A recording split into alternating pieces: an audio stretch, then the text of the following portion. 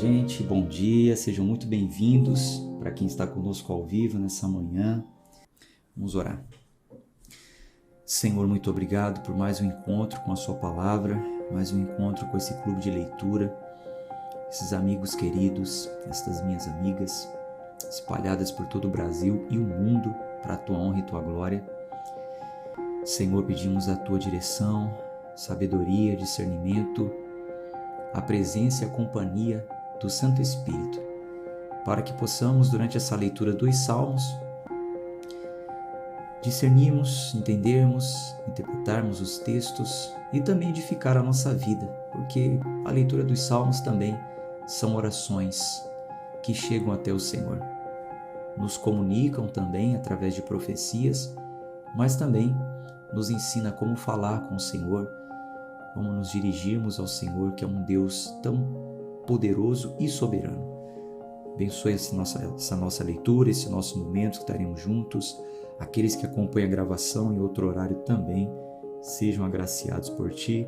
Oramos em nome de Jesus. Amém. Vou colocar aqui a Bíblia na tela.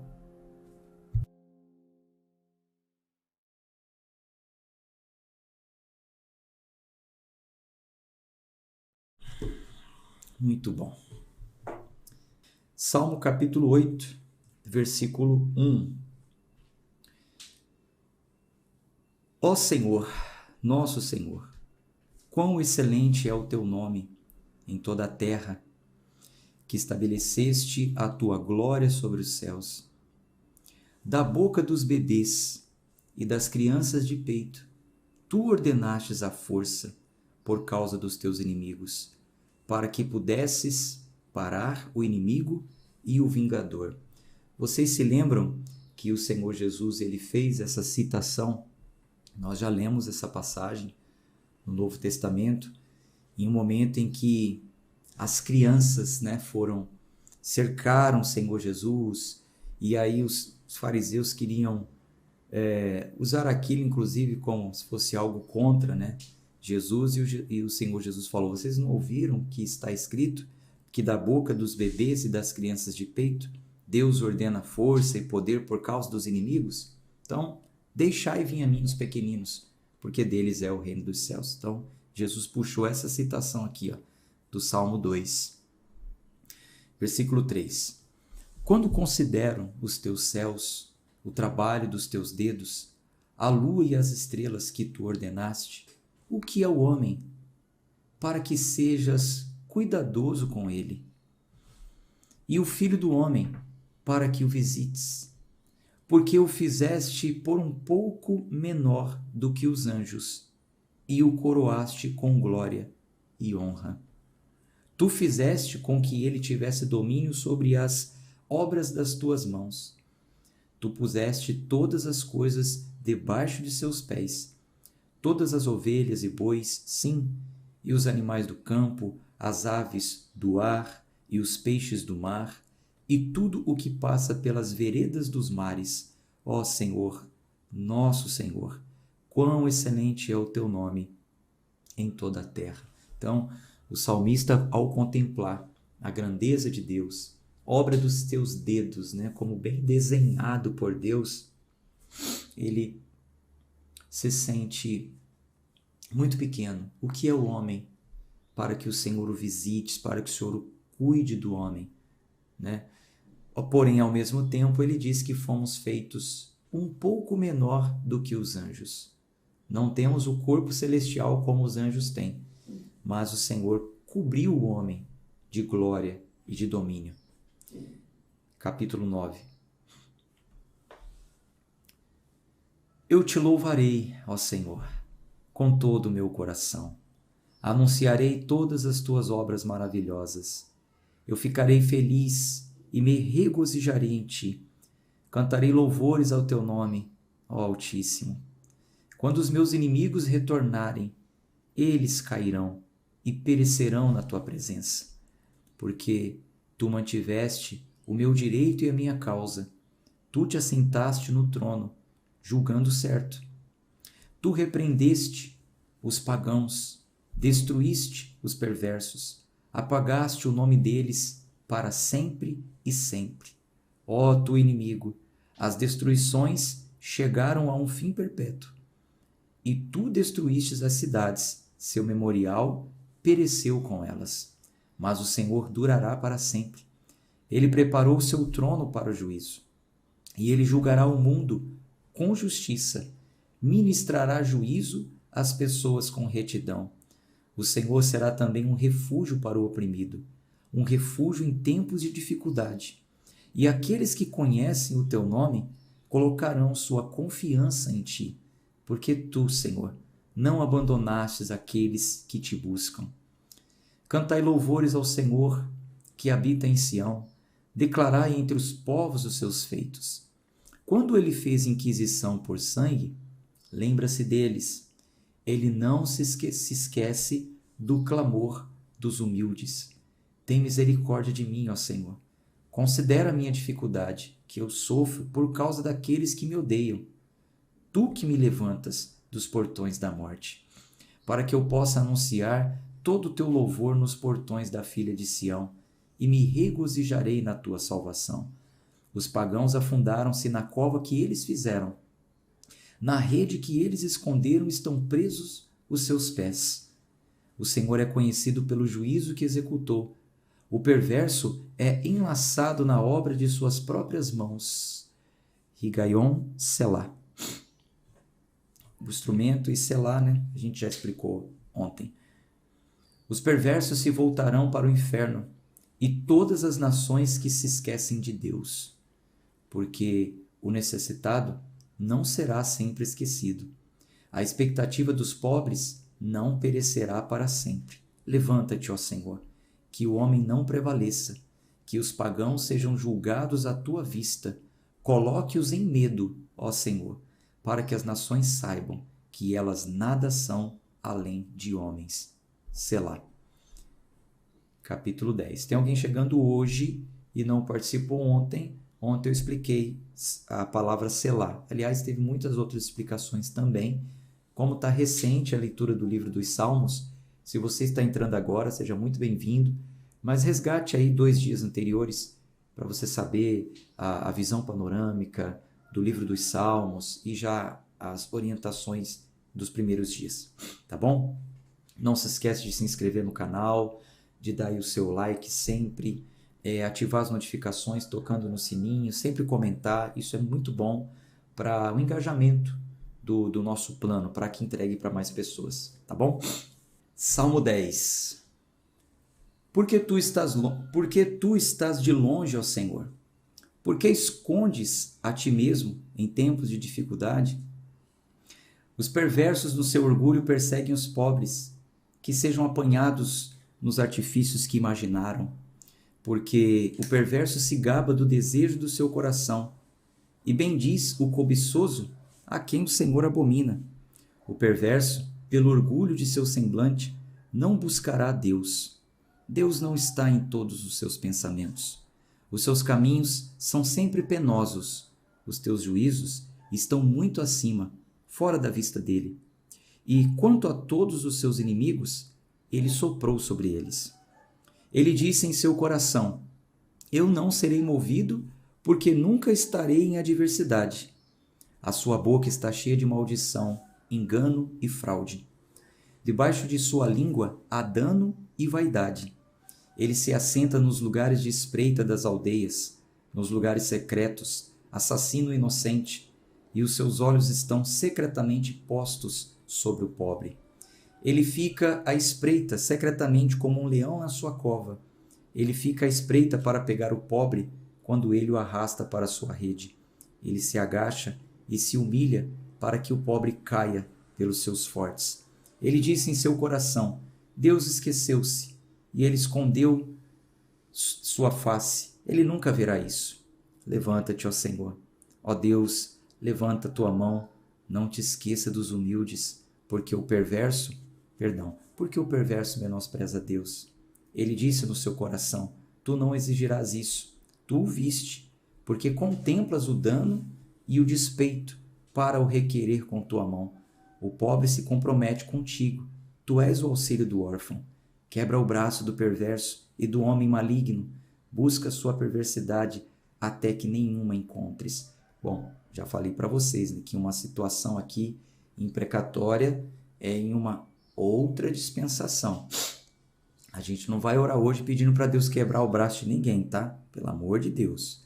Já expliquei isso na leitura de ontem ou no primeiro dia.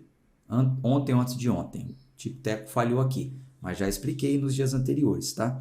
Então entenda, quando você vê essas situações assim, citações, lembre-se que é uma dispensação antiga. Versículo 16. O Senhor é rei para sempre e sempre. Os pagãos perecem fora de sua terra. Senhor, tu ouviste o desejo dos humildes. Tu prepararás os seus corações. Farás com que o teu ouvido os ouça, para julgar os órfãos e os oprimidos, para que o homem da terra não possa mais oprimir. Capítulo 11.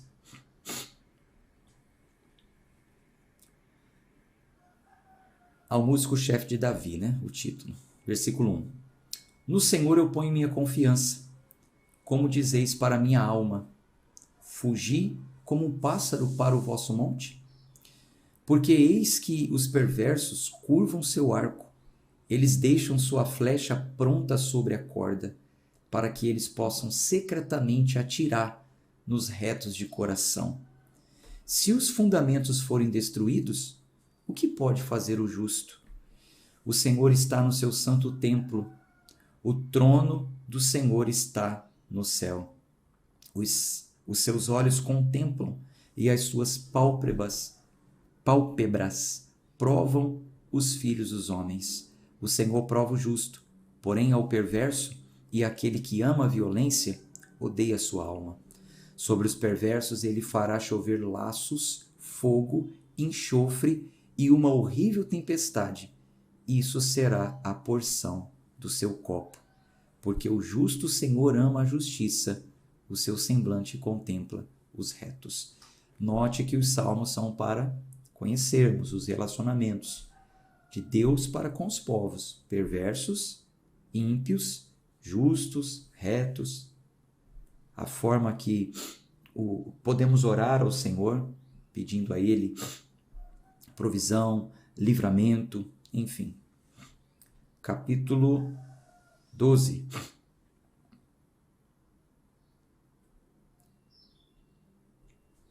Versículo 1. Socorro, Senhor, porque o homem piedoso cessa.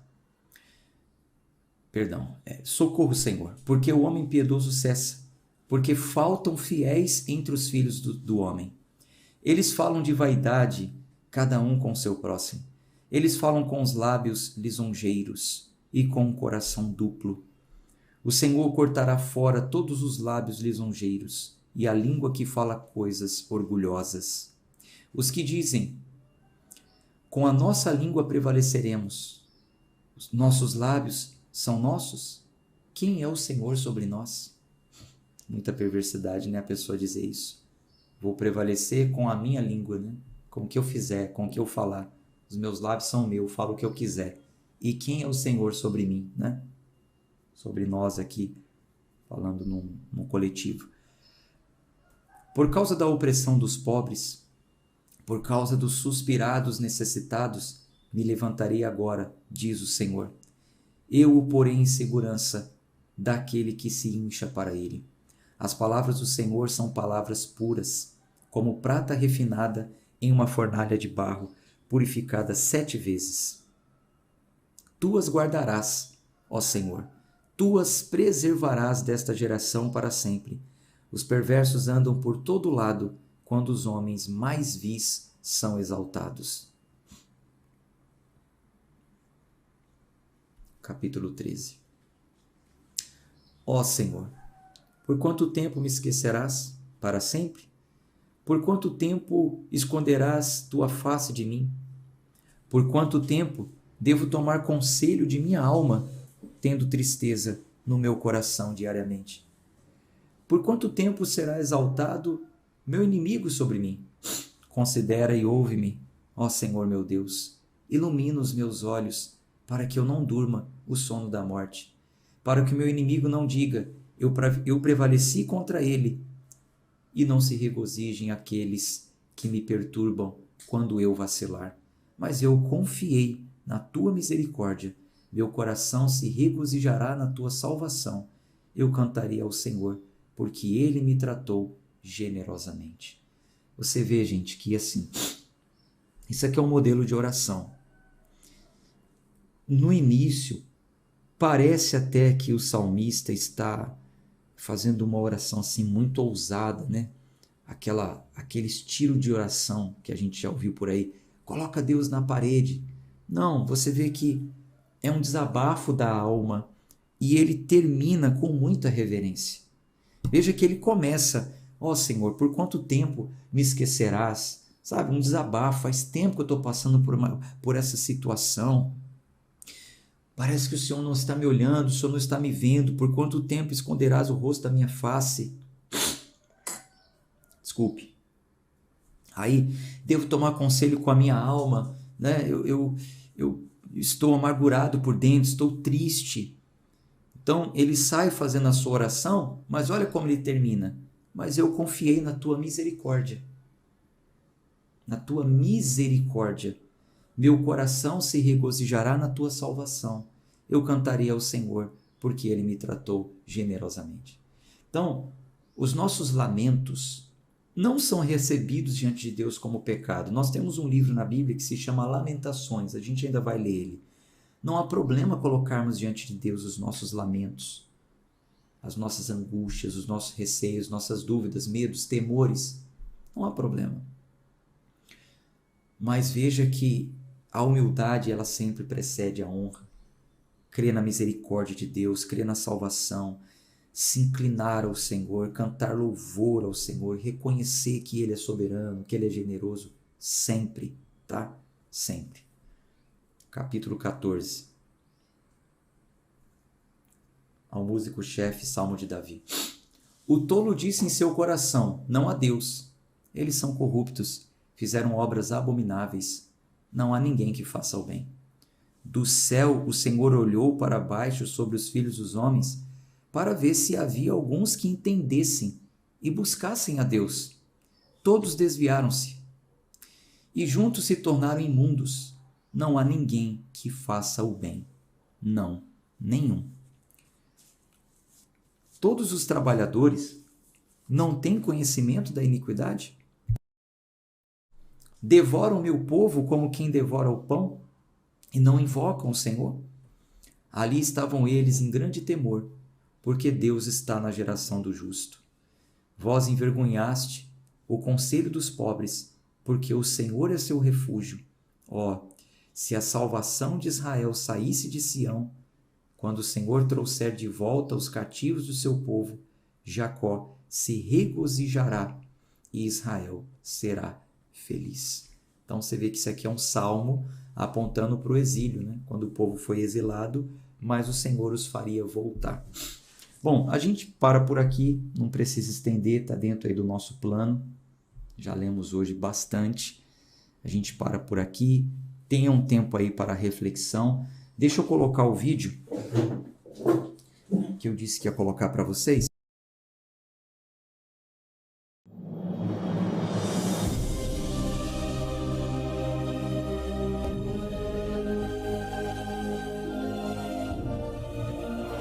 O efeito da Bíblia no cérebro humano.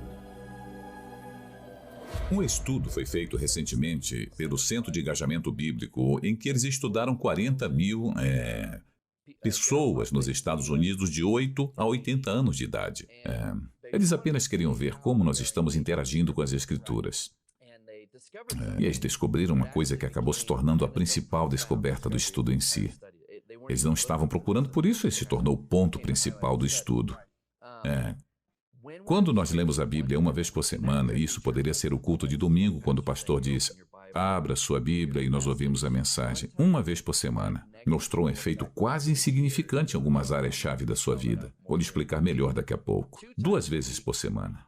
Efeito quase insignificante. Agora lermos 3 vezes por semana, houve um sinal diferente no mapa, como se fosse um batimento cardíaco. Algo aconteceu, ainda que fosse como um batimento. Mas a profunda descoberta é essa. Quando lemos a Bíblia 4 vezes por semana, o efeito sobe de forma incrível. O esperado seria que fosse 1, 2, que houvesse um aumento gradual do efeito e impacto na sua vida. Mas foi literalmente 1, 2, 3, 4. Algo muda radicalmente. Ok, você me deixou curioso. Que tipo de comportamento está sendo afetado? O sentimento de solidão cai 30%. Uau! Isso lendo a Bíblia 4 vezes por semana. O problema com raiva cai em 32%. Amargura em relacionamentos, casamento, relacionamento com seus filhos, cai 40%. Alcoolismo cai 57%. Sentimento de estagnação espiritual. Se eu tivesse que escolher uma área quando eu converso com as pessoas na qual elas são realmente honestas, é que elas se sentem estagnadas espiritualmente. É só fazer a pergunta: quanto tempo você gasta na palavra, lendo a Bíblia 4 vezes por semana ou mais? Esse sentimento cai 60%. Contato com pornografia cai 61%. Isso é muito importante. E se olharmos para hábitos positivos e compartilhamento de fé, aumenta 200%. Porque você confia na palavra de Deus e há um aumento de 230% no discipulado. Porque a palavra de Deus é viva e eficaz, e mais penetrante do que espada alguma de 2 gumes, e penetra até a divisão da alma e do espírito, e das juntas e medulas, e é apta para discernir os pensamentos e intenções do coração. Hebreus capítulo 4, versículo 12.